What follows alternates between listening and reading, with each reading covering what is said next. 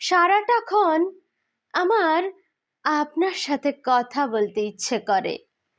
ইচ্ছেটা ১৬র মতো মারাত্মক। কেন এমন হয়? অথচ যখন আমাদের মধ্যে কথা বলার কোনো সাঁকোই তৈরি হয়নি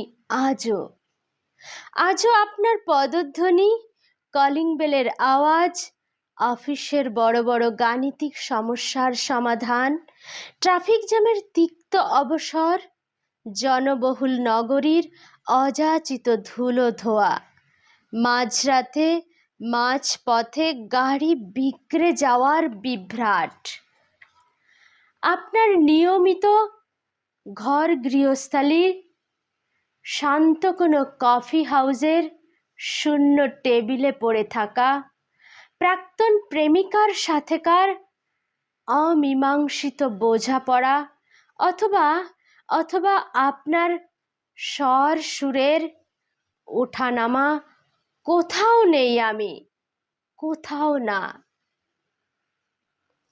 আমার ক্ষুদ্র এক টুকরো ছাপ ছায়া কিচ্ছু না, আমার কিচ্ছু নেই আপনার সাথে পাশে আজও।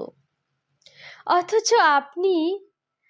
আপনি আমার প্রত্যেকটা দিনের খণ্ড খণ্ড অখণ্ড প্রহর, নির্ঘুম রাত, নিঝুম ছাদ, একলা চাঁদ, বিষণ্ণ জ্যোৎস্না, কল্পনার গায়ের আলপনা, এবং আমার ব্যবহার্য অতি ক্ষুদ্র তুচ্ছ জড় যে হেডফোনটা,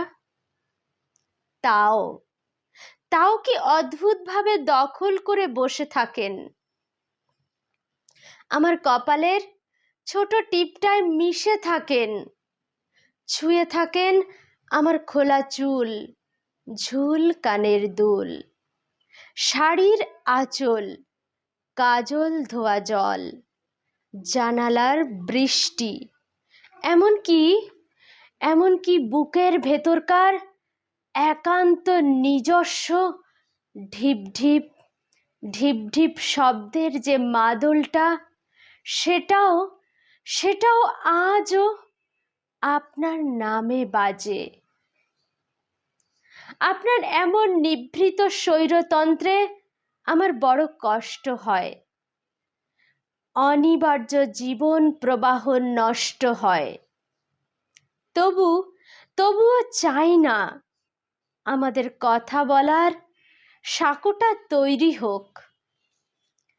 কোনো কিছু তৈরি হলেই যে কেমন একদিন ভেঙে যায়, একটা বুকের সবটা দিয়ে আপনার বিরহ সামলাই, আপনার বিচ্ছেদ পোহাবে আর একটা বুক যে নাই, আর একটা বুক যে নাই।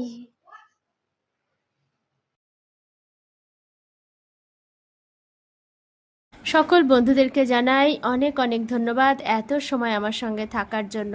কবিতাটি কেমন লাগলো আমাকে জানিয়ে যেতে ভুলবেন না প্লিজ। যদি ভালো লেগে থাকে তাহলে একটা লাইক, কমেন্ট, শেয়ার রেখে যাবেন আমার জন্য। ধন্যবাদ।